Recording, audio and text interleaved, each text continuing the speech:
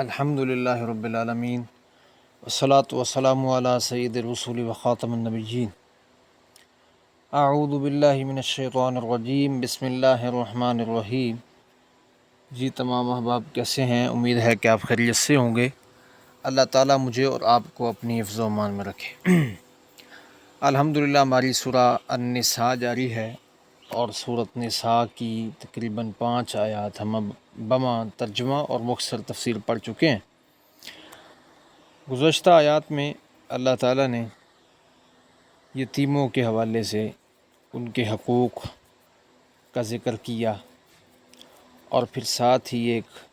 بہت کریٹیکل مسئلہ جو تھا اس کو بیان کیا، جس پر ہم نے کل کافی تفصیل سے بات کی۔ وہ یہ تھا کہ فَانْكِحُوا مَا طَابَ لَكُم مِّنَ النِّسَاءِ، جو عام عورتیں ہیں ان میں سے جو تمہیں پسند ہوں ان کے ساتھ نکاح کرو، 2 کے ساتھ، 3 اور 4 کے ساتھ۔ یہ کریٹیکل مسئلہ ہے آج کے اس دور میں، ورنہ یہ صحابہ کرام کے دور میں تو اتنا ایشو نہیں تھا۔ تو کل کچھ باتیں ذکر ہوئیں، شاید کسی کے ذہن میں کوئی سوال ہو تو میرے پرسنل میں رابطہ بھی کر سکتا ہے، لیکن صحیح بات یہ ہے کہ اللہ تعالیٰ اس کائنات کا خالق ہے اور انسان کے جسم کو کس طرح اس نے ڈیزائن کیا ہے اور کیسے اس کی ضروریات ہیں اور کون سا حکم اس کے لیے فائدہ مند ہے اور کون سا حکم اس کے لیے نقصان دہ ہے، یہ ساری چیزیں اللہ ہی جانتے ہیں۔ تو اللہ ہی کو معلوم ہے کہ 2 3 4 شادیاں مرد کی ضرورت ہے۔ خواتین کو زیادہ تر اس پر اعتراض ہوتا ہے، تو یہ ہونا نہیں چاہیے کیونکہ یہ اللہ تعالیٰ کا حکم ہے اور اللہ کی اجازت ہے۔ اجازت میں سمجھتا ہوں کہ یہ حکم پہلے ہے اور اجازت بعد میں ہے، کیونکہ آپ اس آیت کے اوپر غور بھی کریں تو شروع کے اندر بات شروع ہو رہی ہے 2 سے، پھر 3، پھر 4، اور ایک کہاں گیا؟ ایک لاسٹ میں اللہ نے بیان کیا، یعنی ایک آپشنل چیز، میں نے کل بھی عرض کیا تھا۔ بہر صورت اس میں گنجائش ہونی چاہیے، اگر کوئی سمجھتا ہے اور استطاعت اللہ نے اسے دے رکھی ہے تو اسے چاہیے کہ وہ 1 سے زیادہ شادیاں کرے، اور یہ انبیاء کی سنت ہے اور صحابہ کرام کی، اور فی زمانہ اس کی ضرورت بھی ہے، اور اس پر کافی زیادہ بات ہو چکی ہے۔ بہرحال اللہ کی رضا پہ راضی رہنا چاہیے اور اللہ کے احکامات میں دخل اندازی نہیں کرنی چاہیے اور اس کو بدلنا نہیں چاہیے حالات کے مطابق، بلکہ اللہ کا حکم جو ہوتا ہے یہ آفاقی نوعیت کا ہوتا ہے اور اللہ ہی جانتے ہیں اس کائنات کو کس طرح اللہ نے بنایا ہے اور کیسے اس نے چلانا ہے۔ تو یہ ہم سے زیادہ، میں خواتین سے بالخصوص اس وقت ملتمس ہوں، آپ سے زیادہ اللہ تعالیٰ کو آپ کی خیر خواہی عزیز ہے، یا اللہ تعالیٰ آپ کے زیادہ خیر خواہ ہیں جس نے انسان کو پیدا کیا ہے۔ تو جب اس کی طرف سے یہ پابندی نہیں ہے تو خواہ مخواہ اپنے شوہروں کو قید میں رکھنا اور طرح طرح کی باتیں کرنا اور اس کو مذاق بنا کر پیش کرنا اور معاشرے میں حقارت کی نظر سے اس بندے کو دیکھنا جو اس پر عمل کرتا ہے، تو یہ ٹھیک نہیں ہے۔ پھر میں کہتا ہوں اگر کوئی نہیں چاہتا تو وہ ایک الگ بات ہے کہ اس کے پاس استطاعت نہیں ہے یا وہ سمجھتا ہے کہ میں انصاف نہیں کر پاؤں گا تو ٹھیک ہے، ورنہ اس پر جس طرح رد عمل آتا ہے یہ ہونا نہیں چاہیے۔ اصل بات یہ ہے۔ آگے آج کے سبق کی طرف بڑھتے ہیں۔ وَابْتَلُوا الْيَتَامَى حَتَّى إِذَا بَلَغُوا النِّكَاحَ فَإِنْ آنَسْتُمْ مِنْهُمْ رُشْدًا فَادْفَعُوا إِلَيْهِمْ أَمْوَالَهُمْ وَلَا تَأْكُلُوهَا إِسْرَافًا وَبِدَارًا أَنْ يَكْبَرُوا وَمَنْ كَانَ غَنِيًّا فَلْيَسْتَعْفِفْ وَمَنْ كَانَ فَقِيرًا فَلْيَأْكُلْ بالمعروف فَإِذَا دَفَعْتُمْ إِلَيْهِمْ أَمْوَالَهُمْ فَاشْهِدُوا عَلَيْهِمْ وَكَفَى بِاللَّهِ حَسِيبًا۔ وَابْتَلُوا الْيَتَامَى، اور یتیموں کا امتحان لیتے رہو، آزماتے رہو ان کو، حتیٰ یہاں تک کہ اذا بلغوا النکاح، وہ نکاح کی عمر کو پہنچ جائیں، فَإِنْ آنَسْتُم پھر اگر تم محسوس کرو، معلوم کرو، منہم ان میں سے رشدن سمجھداری، تو فدفعوا الیہم ان کے سپرد کر دو، اموالہم ان کے اموال، ولا تاکلوها اور نہ تم انہیں کھاؤ اسرافاً فضول خرچی کرتے ہوئے، وبداراً اور جلدی کرتے ہوئے، ان یکبروا اس بات کی کہ وہ بڑے ہو جائیں گے۔ مطلب تم اس طرح نہ ان کے مال کھاؤ، ایک تو فضول خرچی کرنے کے انداز میں، اور ایک جلدی کرتے ہوئے اس ڈر سے کہ کہیں یہ بڑے نہ ہو جائیں۔ ومن کان غنیا اور جو مالدار ہو تو فلیستعفف اسے چاہیے کہ بچے، یعنی یتیموں کا مال نہ کھائے۔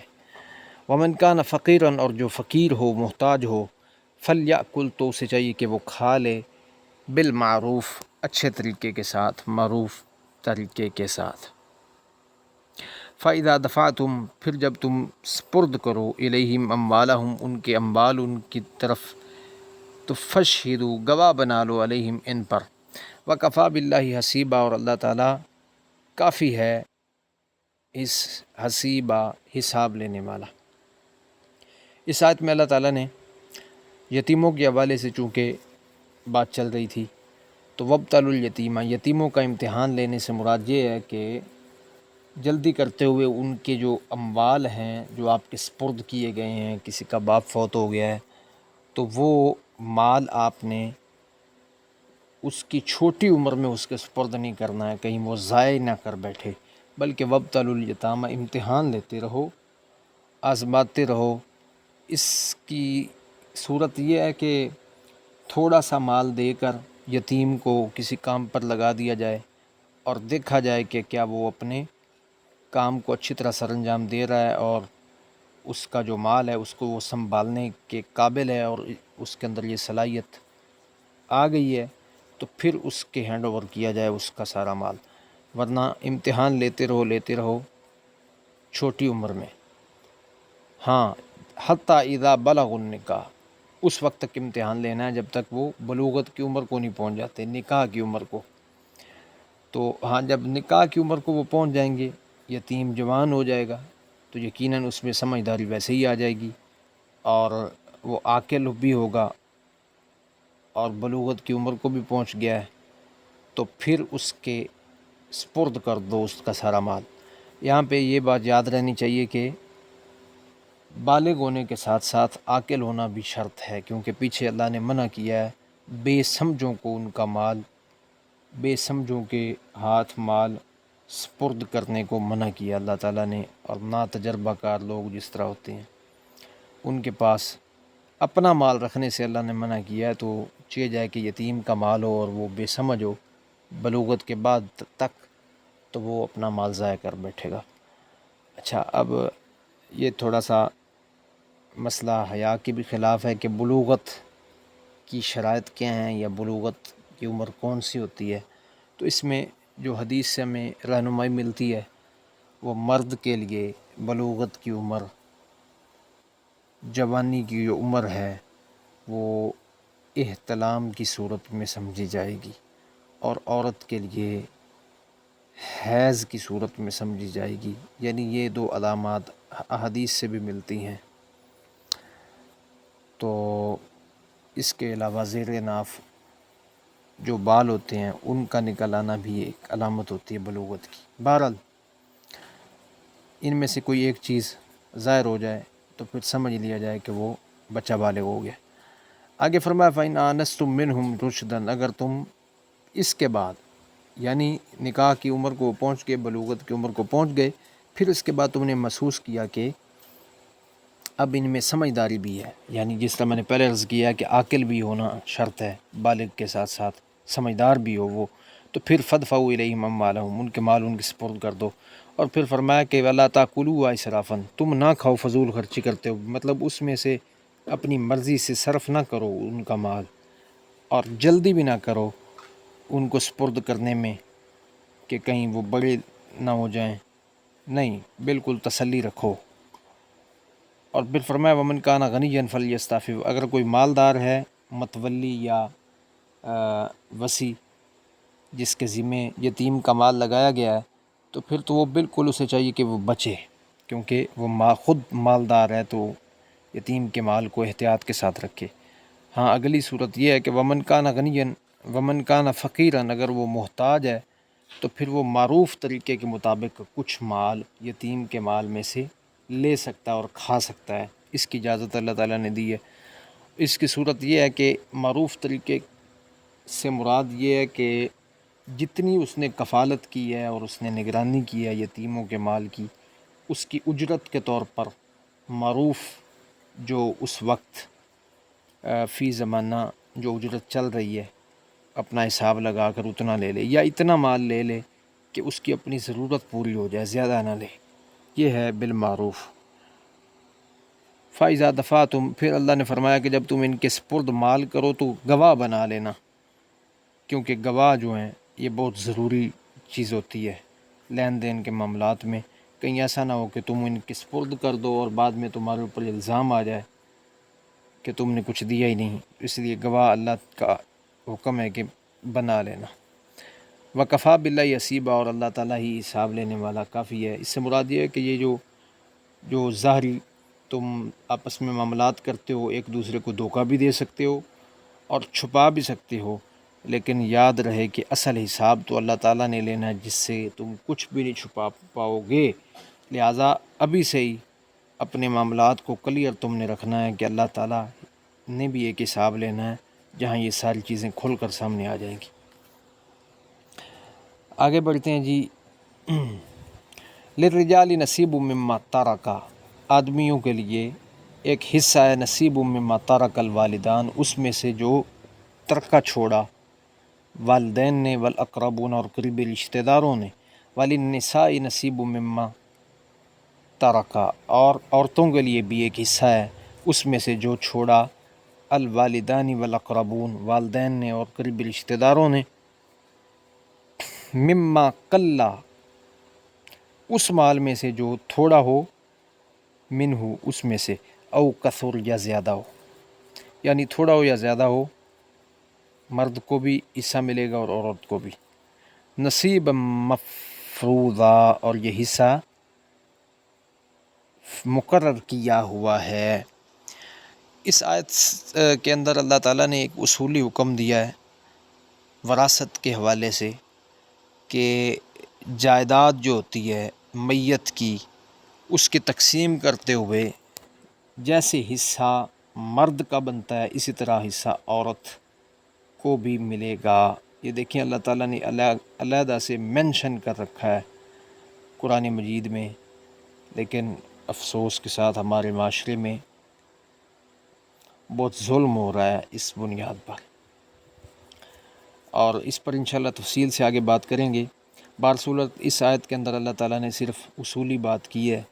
کہ للرجال نصیب مما ترک، جو میت نے مال چھوڑا ہے، جائیداد چھوڑی ہے، اس میں سے آدمیوں کا بھی ایک حصہ ہے اور عورتوں کا بھی، مردوں کا بھی اور عورتوں کا بھی۔ یہ زمانہ جاہلیت میں بھی خواتین کو اور بچوں کو ان کے حق سے محروم رکھا جاتا تھا، اور آج پھر اس زمانے میں بھی مسلمان ہونے کے باوجود زبردستی غصب کیے جاتے ہیں حق خواتین کے۔ ایک تو ہوتا ہے معاف کرنا، یہ الگ چیز ہے، اس پر آئندہ اسباق میں ہم بات کریں گے کہ کون خوشی سے معاف کرتا ہے اور کون نہیں کرتا، لیکن یہ ہے کہ زیادہ تر اکثریت اس حکم کی واضح خلاف ورزی کر رہی ہے اور جان بوجھ کر خواتین کا حق دبایا جاتا ہے، یا ان کو چپ کروایا جاتا ہے، یا زبردستی ان سے چھینا جاتا ہے، یا وہ دینا نہیں چاہ رہی ہوتی لیکن اس کے باوجود معاشرہ ان کو مجبور کرتا ہے، وغیرہ وغیرہ۔ تو یہ ہے آگے، وَإِذَا حَضَرَ الْقِسْمَةَ، اور جب حاضر ہوں تقسیم کے وقت، اولو القربى والیتامى والمساکین، قریبی رشتہ دار اور یتیم اور مساکین، فارزقوہم، تو انہیں بھی دو، منہ اس میں سے، وقولوا لہم قولا معروفا، اور ان سے اچھی بات کہو۔ اس آیت کی تفسیر انشاءاللہ نیکسٹ سبق میں کریں گے۔ اللہ تعالیٰ جو ہم نے سنا ہے عمل کی توفیق عطا فرمائے، اور قرآن مجید کو ہمارے لیے آسان بنا دے، دنیا آخرت میں کامیابی کا باعث بنائے۔ وآخر دعوانا الحمد للہ رب العالمین۔